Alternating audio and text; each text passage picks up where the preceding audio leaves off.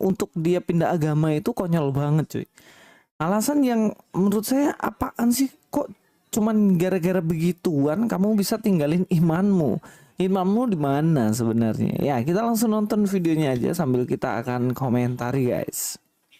Nah, agama karena kan sensitif. Ya, intinya kita nikah secara Intinya kita muslim. menikah secara muslim. Dan Nah. kalau mau nikah kan harus dimualafin dulu.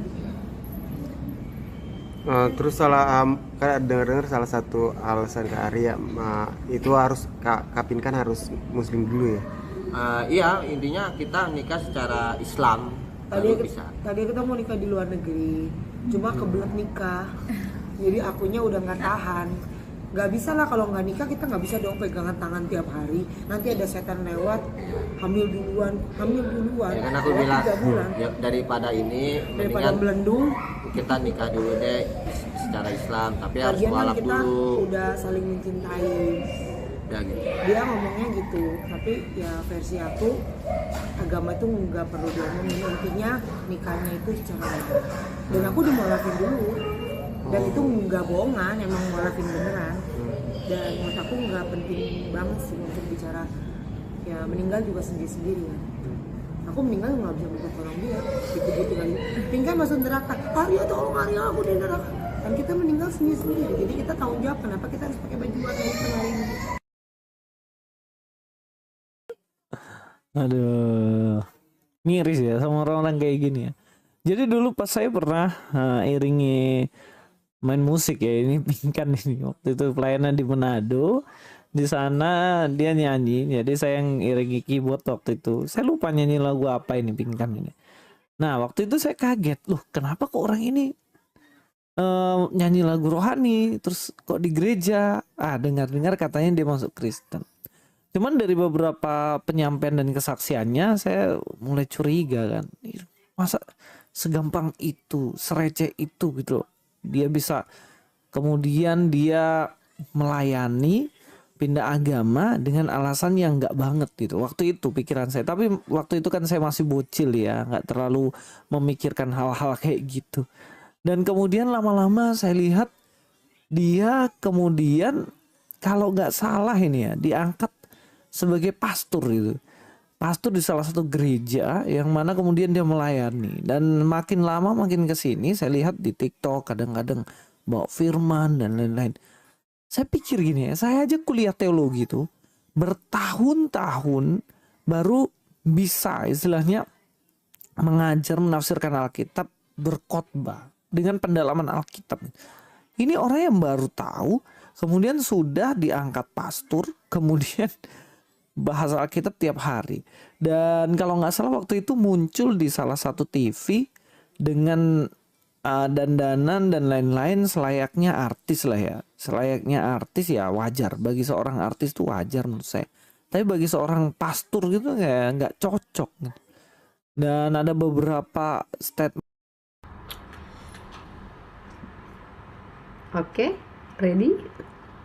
Assalamualaikum warahmatullahi wabarakatuh. Bismillahirrahmanirrahim.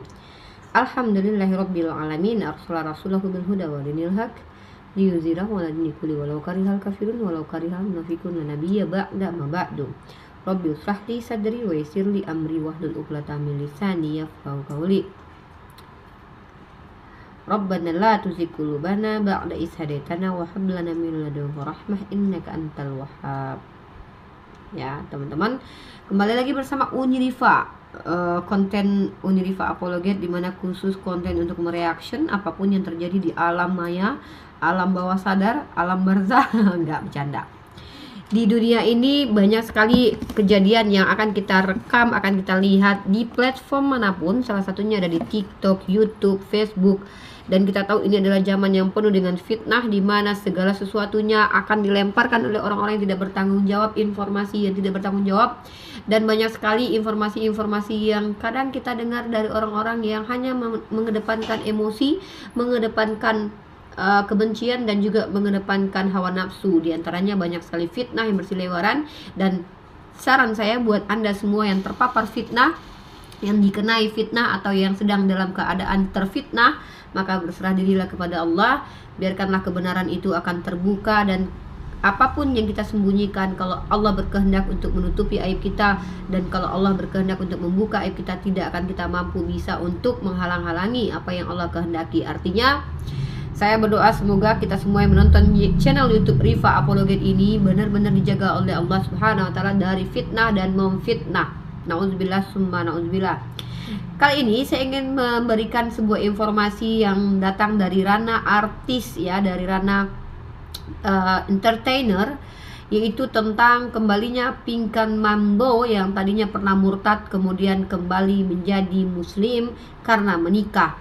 Nah, sebenarnya masalah murtad atau mualafnya artis, kalau sebelum saya menjadi apologet atau seorang pendiskusi lintas iman, bagi saya itu nggak menjadi hal yang penting ya, karena sudah hal yang biasa bagi para artis itu. Mereka berpindah keyakinan, mereka berubah menjadi Islam, dari Kristen ke Islam atau Islam ke Kristen atau sebaliknya, itu hal-hal yang biasa saja selama ini kalau saya perhatikan ya. Tapi kali ini yang menjadi cukup menjadi hal yang perlu saya reaction adalah tanggapan seorang apologet atau seorang konten kreator dari ranah kekristenan, di mana dia merasa terganggu sepertinya dengan adanya murtadin mu'alaf yang tiba-tiba ketika menjadi seorang murtadin ternyata lebih banyak bicara ketimbang orang-orang yang bertahun-tahun sekolah teologi. Ini fenomena yang bukan hanya terjadi di kalangan Kristen ya. Memang dalam Islam pun terkadang banyak umat Islam yang suka dengan orang-orang yang mu'alaf karena mampu membuka cakrawala berpikir dari wawasan mereka, dari pengalaman mereka terkait apa yang mereka paparkan, kenapa mereka menjadi mu'alaf. Nah, di sini saya akan mengutip ya, seperti yang sudah teman-teman lihat di video awal tadi, bahwa Louis Prasetyo, seorang apologet dari kekristenan, seorang konten kreator YouTuber dari Kristen ini tidak sangat terganggu ya, maksudnya tidak sangat nyaman dengan adanya orang-orang yang kemudian tadinya adalah Islam kemudian menjadi Kristen, tiba-tiba menjadi orang yang berhak berbicara tentang agama. Terlebih lagi dia adalah seorang perempuan. Nah, teman-teman tahu sendiri kan, orang-orang seperti Fadila Hafiz, Lina Wijaya, kemudian Uti Watimena, yang mana mereka itu mengaku dari kalangan murtadin kemudian tiba-tiba dapat tempat untuk berbicara banyak di gereja. Ini sebenarnya bagi Louis Prasetyo sepertinya meresahkan ya. Tapi Louis tidak menyadari bahwa itulah fenomena yang terjadi. Coba kalau kita lihat Sofiatul, kita tidak tahu background akademisnya apa Sofiatul, tapi kenapa dia justru yang lebih banyak diminati ketika menjabarkan kekristenan ya. Dan bisa jadi ini pendeta-pendeta yang sudah capek sekolah teologi bertahun-tahun tersalib oleh para murtadin-murtadin yang rajin menghujat ini, yang ilmu penghujatannya tuh paripurna dan luar biasa. Wajar sih orang-orang seperti Louis Prasetyo capek-capek sekolah teologi tahu-tahu tidak se-famous atau tidak seterkenal Sofiatul dan penghujat-penghujat dari kalangan murtadin lainnya. Ya, contoh seperti yang di TikTok ya sekarang lagi terkenal itu Razi ya, seorang murtadin ya, baru menjadi murtad hanya karena ekonomi dan juga kehidupan yang sangat sulit ya. Dimana kita tahu ketika dulu Razi ini pernah dibantu oleh orang-orang Islam, kemudian sekarang dia menjadi murtadin dan menjadi andalan dari teman-teman Polycarpus di TikTok ya. Teman-teman tahu sendiri, yang nonton TikTok pasti tahu ini. Nah ya, sebenarnya saya juga sangat aneh juga melihat terkadang kalau orang-orang Kristen kenapa sangat euforia sekali ketika mendengar entah itu artis entah siapapun menjadi orang Kristen lalu memberikan kesaksian. Even mereka katakan mereka bertemu Yesus pun mereka percaya. Ya, kalian tahu sendirilah dulu ada konten kreator ya, Yusuf Manubulu, dimana menghadirkan para murtadun odong-odong ya. Kenapa saya bilang murtadun odong-odong? Ngakunya adalah anak kiai, sekolah di pondok pesantren, tahu-tahu suruh baca Al-Quran hanya belibet lidahnya gitu.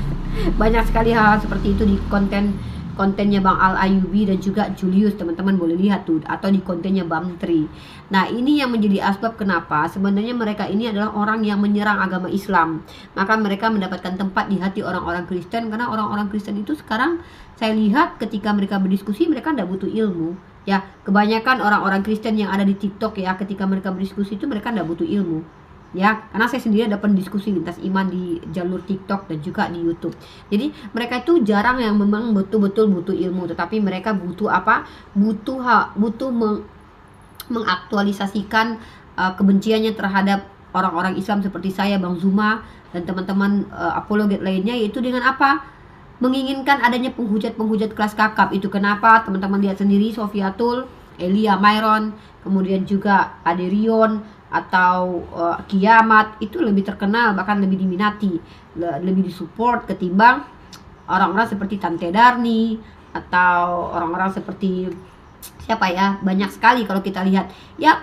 Teman-teman lihatlah si Louis dan Didit ini tidak terlalu terkenal ya, tidak terlalu dianggap oleh orang-orang Kristen ya, bahkan seperti pendeta-pendeta pun yang menyampaikan edukasi itu sangat-sangat tidak diminati. Bahkan ada pendeta yang justru bernyanyi buat jemaat malah diejek malah ya, seperti pendeta yang meminta gift kemarin itu. Jadi seperti yang saya duga, teman-teman kita Kristen yang ya saya anggap ini adalah oknum pencinta debat lintas agama ini, mereka lebih senang melihat orang Kristen itu menghujat agama Islam. Itu kenapa teman-teman lihat sendiri kalau ada konten kreator yang dia Kristen ala-ala Islam pakaiannya, kemudian membahas tentang Al-Quran dan hadis, mereka akan banyak nongkrong di situ. Ya kita lihat, dan kita juga tidak menafikan dari kalangan Islam juga ada kok yang seperti itu, lebih menyukai perdebatan sengit ketimbang edukasi. Ya kita nggak boleh munafik juga ya, nggak boleh menafikan juga begitu. Oke, saya kembali ke Pinkan Mambo. Tadi kita lihat bahwa Pinkan Mambo ini masuk ke dalam agama. Sebenarnya itu hak dia ya. Saya tidak peduli dengan Pinkan Mambo dengan urusan pribadinya, gitu kan hak pribadi. Tapi kalau Louis Prasetyo mengatakan aneh aja orang berpindah keyakinan hanya karena itu. Ya, jadi gini ya. Kalau orang-orang smart, orang-orang pintar, orang-orang yang terpelajar, dia akan masuk ke dalam suatu agama itu karena mempelajari gitu. Ya, tapi Louis Prasetyo harusnya bertanya kepada para murtadin selama ini. Kenapa mereka justru masuk Kristen itu karena hal-hal yang kadang aneh. Seperti dulu teman-teman pernah lihat ada yang mengatakan dia dijumpai oleh Tuhannya, dijumpai oleh Yesus. Itu sebenarnya itu termasuk alasan yang tidak masuk akal. Manusia dijumpai Tuhan, tiba-tiba langsung dikristenkan oleh Tuhannya. Ini sebenarnya tidak masuk akal. Tapi karena pada waktu itu yang nonton rame di Yusuf Manubulu, ya mereka terima-terima saja. Harusnya Louis Prasetyo memang harus komplain ini kepada orang-orang murtadin yang mengaku sebagai sebagai orang yang masuk ke dalam Kristen dengan alasan-alasan yang aneh, yang tidak ilmiah, seperti mengatakan bertemu dengan Yesus lah, kemudian mendengarkan suara lah. Ini kan alasan-alasan yang tidak masuk akal. Nah, tapi bagaimana para mu'alaf? Saya juga sangat skeptis ya ketika ada mu'alaf yang mengaku saya itu masuk ke dalam Islam karena mendengarkan suara, bermimpi, bla bla. Bagi saya itu tidak ilmiah. Dan itu ya hak kita untuk menolak alasan seperti itu, karena itu bisa jadi dusta. Tapi ketika ada mu'alaf yang mengatakan saya belajar dulu Al-Quran dan belajar dulu Bible, baru kemudian saya memutuskan untuk masuk ke dalam agama Islam, dikarenakan saya tidak menemukan adanya kitab suci yang ilmiah kecuali Al-Quran misalkannya, atau kitab suci yang tidak terdistorsi kecuali Al-Quran, maka itu make sense, masuk akal gitu ya. Saya sama seperti Louis Prasetyo juga tidak akan percaya begitu saja kalau ada orang yang betul-betul gampang sekali berpindah keyakinan hanya karena alasan-alasan, ya kita anggap saja mereka adalah orang-orang yang ya tidak terlalu ini dengan agama ya, tidak terlalu penting dengan agama, tetapi lebih mementingkan ya yang penting beragama sudah gitu. Itu urusan Pinkan Mambo dan saya tidak mau mengurusi Pinkan Mambo. Tapi cuman dari gayanya Louis Prasetyo seolah-olah dia kesel banget itu ketika Pinkan Mambo kembali menjadi seorang muslim dengan alasan karena ingin kawin gitu. Justru kebanyakan orang Kristen itu orang Islam itu murtad ya karena pengen kawin. Artinya Louis Prasetyo itu komplain kepada murtadin yang hanya ingin menikah dengan wanita Kristen atau dengan pria Kristen itu. Komplainlah dengan mereka itu. Apa salahnya Pinkan Mambo? Kalau saya tidak bela. Kenapa? Waktu Pinkan Mambo murtad, saya juga nggak akan menjustifikasi dia ya, atau ngejudge dia gitu, nggak akan. Kenapa? Itu urusan dia. Sama seperti ketika dia kembali lagi ke Islam, ya itu urusan dia, karena itu urusan internal seseorang dengan Tuhannya gitu ya, kurang lebih seperti itu. Nah, dan kita juga harus paham ya teman-teman ya, masalah berpindah keyakinan seseorang itu sebenarnya tidak menjadi hak bagi kita untuk mengomentari ya. Kenapa? Karena itu hal yang pribadi dan sangat privacy. Di sini saya tidak sedang mengomentari Pinkan Mambo sebenarnya, karena itu urusan Pinkan Mambo, tapi saya mengomentari Louis yang mengomentari Pinkan Mambo gitu loh. Lah, kenapa gitu? Ini aneh gitu. Kalau Louis mengatakan berpindahnya Pinkan itu tidak masuk akal dan segala macam, lah memang ada masuk akal, hal-hal yang masuk akal yang menjadi alasan orang-orang muslim atau orang-orang beragama lain pindah ke Kristen. Apa coba? Salah satu saja yang masuk akal alasannya. Coba ilmiahnya apa? Ada nggak kira-kira seseorang masuk ke dalam Kristen karena ilmiahnya Bible, atau seseorang masuk Kristen karena terbukti di Kristen itu ajarannya benar, bahwa Yesus benar-benar Tuhan? Ya kan, kita tunggu itu. Tapi kan rata-rata kebanyakan orang-orang murtad ya karena urusan perut, kalau nggak yang dibawa perut. Kalau nggak dengan alasan-alasan saya bertemu Tuhan, saya melihat seperti Konstantin melihat tanda salib di atas langit. Masuk akal tidak? Tidak. Seperti Paulus yang bertemu Yesus di Damsik terguling-guling kemudian. Nggak ada yang masuk akal. Nah itu ya, jadi aneh saja ketika Louis Prasetyo agak ya sedikit terganggu dengan mualaf kembali Pinkan yang karena hanya ingin menikah. Karena memang rata-rata orang yang murtad ke dalam Kristen itu ya karena untuk urusan perut dan di bawah perut. Tidak bisa diragukan lagi gitu ya. Lihat aja Viti-Viti atau lihat aja kesaksian-kesaksian mereka seperti Kiki Fatmala yang almarhumah ya. Karena beliau menikah dengan orang Kristen. Rata-rata karena pernikahan, ya karena pasangannya, atau karena ya fulus ya tahu sendiri. Seperti Razi ya, yang ekonominya kesusahan ya, kemudian diberikan ya wajar sih kalau dalam Kristen itu kan memang seperti itu ya, disupport dengan uang gitu. Ya seperti yang dikatakan juga Islam juga meyakini bahwa kemiskinan itu mendekatkan diri kita kepada kekufuran, kebodohan dan juga kemiskinan itu mendekatkan diri kita kepada kekufuran. Ya saya juga ingin tahu sih para sarjana atau para ulama, para orang hebat itu masuk Kristen itu karena betul-betul mengkaji Al-Quran atau mengkaji Bible secara komprehensif, secara benar-benar akademis gitu ya. Maka mereka berpindah keyakinan gara-gara ilmu, bukan gara-gara urusan perut dan di bawah perut. Tapi saya rasa dari Islam ke Kristen, pindah ke Kristen kayaknya nggak ada deh karena ilmu. Tapi biasanya itu karena urusan perut dan di bawah perut seperti yang dilakukan Pintar Mampu. Ya gitu aja sih, mungkin saya tuh mau komentarin apa ya, saya cuman ini aja sih Louis gitu ya, kayak apa sih Louis gitu. Kalau lu kesel gitu kan orang-orang yang baru murtad gitu, tiba-tiba dijadikan public figure di gereja gitu kan, ya udah lu ngomong tuh sama pihak gereja tuh, sama orang-orang Kristen tuh yang KC gitu kan, emang siapa KC gitu, ilmunya semana KC, tiba-tiba langsung terkenal aja KC ya.